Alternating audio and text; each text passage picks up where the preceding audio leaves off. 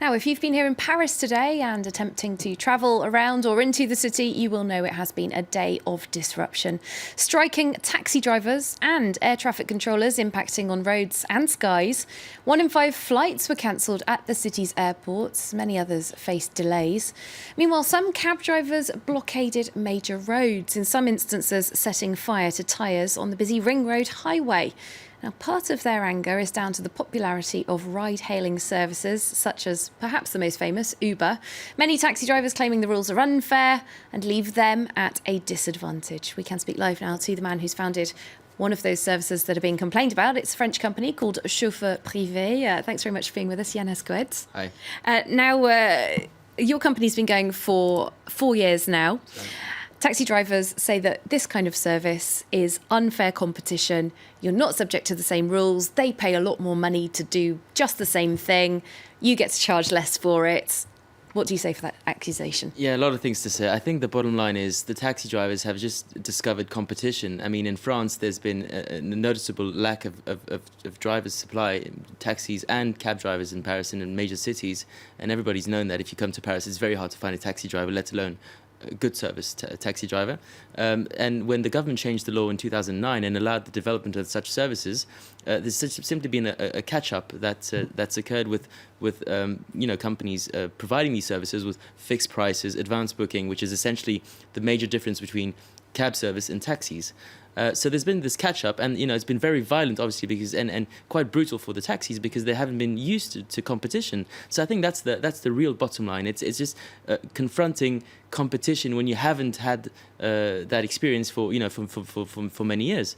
Now, when you look at what they accuse us of, they say we don't have the same rules. We have lighter rules. Sure, we do not have the same rules, but they have many advantages compared to us. For instance, our services, you need to book them in advance. The taxi driver, you can just hail them in the street and enter the car and pay by cash instead of our service where you have to create an account and sign up. So that's one major difference. Another major difference is that they accuse us of not having to pay the same fiscal charges.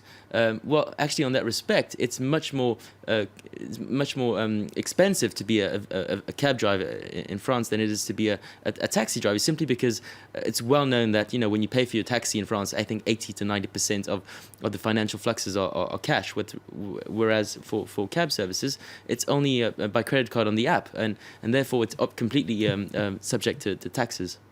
Well, that's exactly the accusation that's flung at services like yours. There's at least one taxi drivers association that says that drivers who work for Chauffeur Privé, for Uber, for others, they might do their regular work, but then they do some kind of off the books as well. I mean, are you aware of that kind of thing going on?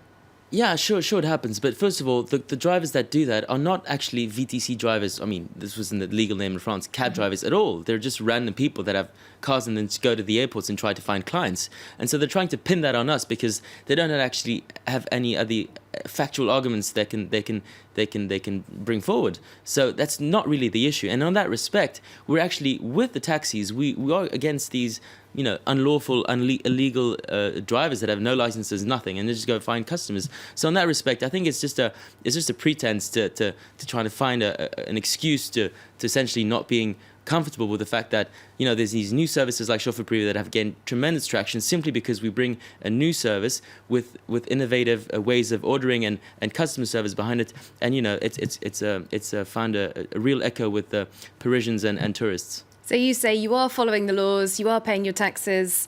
In your opinion, you're providing a better service. Some taxi drivers, some taxi associations just want services like yours to be banned altogether. They want to go back to pre-2009. The taxi lobby is very strong. It's very noisy. It's made a lot of noise today and disruption. Do you think there's a chance that they might get their way, that your legal right to practice your business could be eroded because of all this? Yeah, and I'd like all my competition, to be also banned. It'll be much easier for me. Obviously, that's not how things work. I think I hope they won't follow that road. I think the thousands of jobs we've created in the industry. We have over 8,000 drivers working for Chauffeur Privé in Paris, Lyon, and Nice today.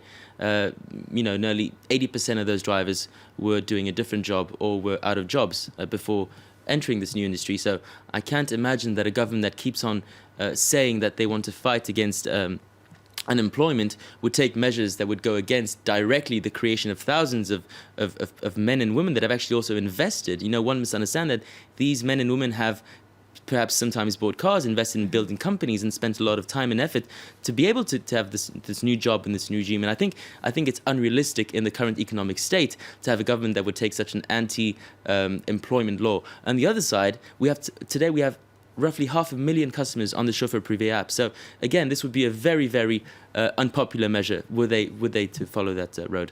All right, a very forceful argument in favour of ride-hailing services. Thanks so much for coming to see us. Thank you. Founder of Chauffeur Privé, Yan Hascoët.